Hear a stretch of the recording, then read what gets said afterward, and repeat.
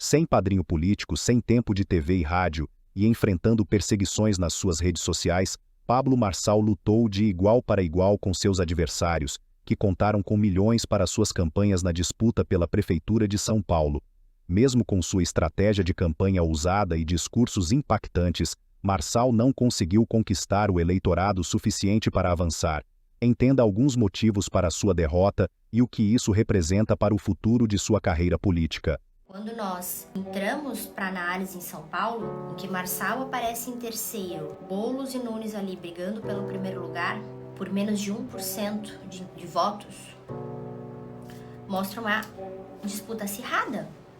Provavelmente a disputa mais acirrada da história de São Paulo. Acredito sim que foi um recado para toda a população paulistana e para o Brasil, porque chega uma pessoa que não era conhecida, que ninguém sabia de onde vinha, que funcionava numa bolha da internet. De repente, essa pessoa está em primeiro lugar nas pesquisas para ser prefeito da maior cidade do Brasil, uma das maiores da América Latina, que é a locomotiva do Brasil, que é São Paulo. Esse é o Pablo Marçal. Ele tem o mérito, ele foi lá, ele construiu, ele conseguiu sem dinheiro público. Ele tem muitas coisas muito boas ali. Criou um movimento, que foi o que eu falei pra vocês. Pablo Marçal não é um ex-coach, não é um político, não é nada disso. Ele é um movimento. Só que não basta a bolha da internet para ganhar uma eleição. Eu trabalho com comunicação e trabalho com coberturas de eleições desde 2011. Eu trabalhei em muitas coberturas de eleições, na TV Globo, no portal UOL, em outros veículos de comunicação. Para você ganhar uma eleição em São Paulo, a qual eu fiz cobertura em 2016, quando Dória ganhou, você precisa muito mais do que rede social, você precisa muito mais, você precisa conseguir convencer o senhor Juvenal, que trabalha como zelador, que é lá da Zona Leste, pega um busão e vai trabalhar na Zona Sul como zelador. É o seu Juvenal que define a eleição. É a Dona Maria, que é doméstica. Esse povo não faz parte aqui do meio de comunicação chamado internet. Eles até acompanham, mas não necessariamente eles estão aqui 100%. Conseguir chegar nesse povo que é o desafio. Porque o Marçal fez toda uma campanha sem televisão, sem verba pública, só que ele se enrolou, sabendo que não basta a internet, não basta a agressividade, é aqui que ele se perdeu. Então, ele tem o mérito dele por ter conhecido, ele realmente fez o nome dele, muita gente não sabia quem ele era, ele terá visibilidade para continuar fazendo o trabalho dele, evangelizando, fazendo cursos, as empresas dele. Juridicamente, eu não sei como vai ficar a situação, não posso comentar, dar a minha opinião, mas de tudo que eu li, que eu vi, o que foi apurado, porque a Polícia Civil correu para apurar os fatos em relação ao laudo, o laudo foi dado como falso. Então, é um cara que ele falhou o que Aristóteles chama de ethos. Quando você tem um discurso e você vai criar uma imagem de autoridade diante do público, você tem 3 pilares: ethos, patos e logos. O ethos é a credibilidade, é o cara crachá. O patos é a emoção, que ele domina muito bem. E o logos é a lógica, é o raciocínio rápido, a coesão e a coerência. Ele falhou no ethos, porque muita gente duvidava dele. Não, esse cara é charlatão, esse cara é coach. A mídia batendo. De onde que ele tirou tanto dinheiro? E a mídia batendo. O que aconteceu? Ele deu munição para baterem nele. O Bolsonaro fez muito isso ao longo da pandemia também. Deu muita munição para a oposição bater nele. Por que não segurou esse laudo? Ele estava disparado em primeiro lugar. O Marçal deu um tiro no pé. Isso aí, ó, o Lucas falou. Foi um tiro no pé. Era só ter esperado. E eu cantei essa bola. 15 dias atrás. O feitiço está virando contra o feiticeiro. A eleição de São Paulo encerrou. A eleição em São Paulo acabou hoje. Não tem mais segundo turno. Tá definido. Por quê? Eles ficaram ali mais ou menos 28%, 29%, 30%, não sei o número exato. Mas se fosse dividir, arredondar, seria 30, 30 e 30. 30% Boulos, 30% Nunes, 30% Marçal. Quem votou no Marçal não vai votar no Boulos. Nunes está eleito. E historicamente, São Paulo não reelege o seu próprio prefeito. por N motivos, né? Existe todo um marketing ali velado para que o paulistano não saiba quem é o prefeito de São Paulo. Primeiro porque eles entram já pensando em se candidatar a governador, então 1 ano e meio depois eles saem e o vice fica no lugar. Segundo porque é muito difícil gerenciar São Paulo, eu morei lá 15 anos, eu sei como é que funciona, saí de lá ano passado. É muito difícil gerenciar São Paulo, é um problema assim do tamanho, vocês não imaginam, é um elefante branco São Paulo. Então a rejeição do prefeito sempre é muito baixa, é muito difícil você entrar como prefeito e ser amado. O Nunes já tem uma rejeição altíssima, só que o paulistano vai votar nele. Por quê? Porque eu odeio o Boulos, porque quem votou no Nunes vai votar no Nunes de novo, e quem votou no Marçal vai votar no Nunes. Então não será um segundo turno entre quem eu apoio, será o segundo turno para falar daquela pessoa que eu não gosto. Então esse aqui eu gosto menos. Aquele ali, né, eu odeio. Então eu não vou votar nele. É uma eleição sobre rejeição. Sobre a eleição de São Paulo. Para mim foi um resultado extraordinário. Entramos aí no dia 25/5 nessa disputa. Já estavam todos fechados desde outubro do ano passado, né? Todas as campanhas. E quando a gente entrou com 5% das intenções de voto. E hoje a gente completou com um resultado espetacular de 28,14%. Com 99% das urnas apuradas, a gente termina a eleição com praticamente 1/3 do eleitorado do maior colégio eleitoral do Brasil. Foram 1,7 milhão de indignados em São Paulo. E eu quero que todos vocês levantem a cabeça, porque o voto que vocês depositaram nunca vai ser jogado fora. Eu vou carregar esse voto. E por que eu estou falando que isso foi extraordinário? Zero de dinheiro público. Nunca ninguém chegou tão longe sem fazer uma campanha sem esse dinheiro público. Sem padrinho político, sem tempo de TV, sem máquina municipal, estadual, federal. Sem apoio de grandes lideranças políticas. Ao contrário, né, os 4 principais candidatos com mais de 100 milhões de reais me trituraram em televisão, rádio e internet. E além disso eu tive todas as minhas redes sociais derrubadas. Para mim uma decisão completamente desproporcional, mais de 20 milhões de seguidores. Mas eu entendo, também tive a segunda conta derrubada, apesar dela não estar demonstrando perigo, porque pelo episódio a própria Meta derrubou a postagem e eu não insisti em descobrir nada. Assim como a própria Meta também falou da outra vez que não tinha justificativa pelas políticas da rede social, a primeira ter sido derrubada. Mesmo assim, fomos lá e abrimos uma terceira conta em 3 horas e meia, 1,1 milhão de pessoas começaram a seguir e foi derrubada também. E a gente não desistiu. Então, a vitória eu dedico a esse resultado, a vitória da esperança. Parabéns ao Ricardo, né, por conseguir a maioria dos votos. Essa maioria é 1% a mais do que o nosso, o eleitorado. Parabéns ao Boulos, porque a diferença entre eu e ele ficou 0,93%. Acho que ele deve ter tomado um susto ali na Zona Leste.